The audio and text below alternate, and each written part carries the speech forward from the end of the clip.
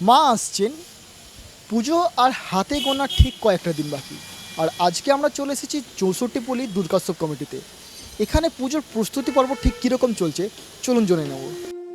আর মাত্র কয়েকটি দিনের অপেক্ষা, তারপর কলকাতা মেতে উঠবে বাংলার শ্রেষ্ঠ উৎসবের আয়োজনে।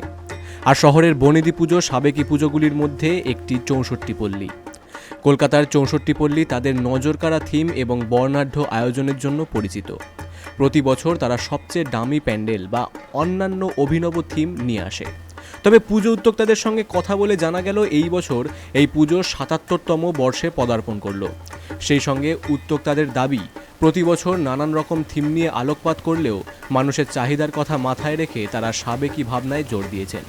ফলে একেবারেই সনাতনী ধাঁচে মা দুর্গার আরাধনা করবেন 64 পল্লী পুজো কমিটি। জানা গিয়েছে এইবারে এই প্যান্ডেল ভাবনায় রয়েছে মাহেশ্বরের চামুণ্ডেশ্বরী মন্দিরের অনুকরণ, তবে প্রতিমা থাকবে একেবারেই ঘরের মেয়ের রূপে। আপনাদের এই বছর পুজোর থিম বা মূল বিষয়টা কি? মূল বিষয় হচ্ছে এটা একটা চামুণ্ডেশ্বরী মন্দির মাইসোরের, তার আদলে আমরা এক্স্যাক্টলি একই জিনিস এখানে আমরা মনে কোনো রেপ্লিকা একটা তৈরি করছি। আচ্ছা, মাইসোরের মন্দিরের ঠিক কোন কোন বিষয়গুলি আপনি এই মন্দিরে বা এই প্যান্ডেলটির মধ্যে তুলে ধরতে চাইছেন? মাইসোর মন্দিরের এক্স্যাক্টলি নেটে আমরা যা যা পেয়েছি পুরোটাই এখানে তুলে ধরছি, ইনসাইড আউটসাইড বোথ। আচ্ছা, চেঞ্জ কিছু আমাদের কাল্পনিক কিছু নেই, আমরা যতটা নেটে পেয়েছি পুরো জিনিসটাকে এখানে উপস্থাপনা করছি। আপনাদের যে প্রতিমা হবে সেই প্রতিমার মধ্যে মাইসোরের মন্দিরের কোনো বিশিষ্ট ছাপ থাকবে কি, মানে বিশেষ কোনো ছাপ? না, আমরা প্রতিমাটা একদম সাবেকি প্রতিমা করছি।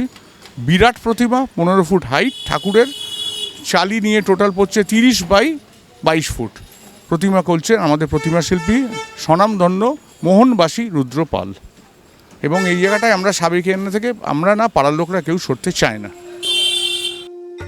পুজো শুরু হওয়ার এক সপ্তাহ আগে অর্থাৎ সেপ্টেম্বর মাসের মাঝামাঝি থেকে প্রতিমা তৈরি, প্যান্ডেল সাজানো এবং অন্যান্য প্রস্তুতি চূড়ান্ত পর্যায়ে পৌঁছয়। এই বছরও তার অন্যথা হয়নি। নাওয়া খাওয়া ভুলে প্যান্ডেল সজ্জায় ব্যস্ত শিল্পীরা। প্রতি বছরের মতো এই বছরও প্রচুর মানুষ এই 64 পল্লীতে ভিড় জমাবেন বলে আশাবাদী উদ্যোক্তারা।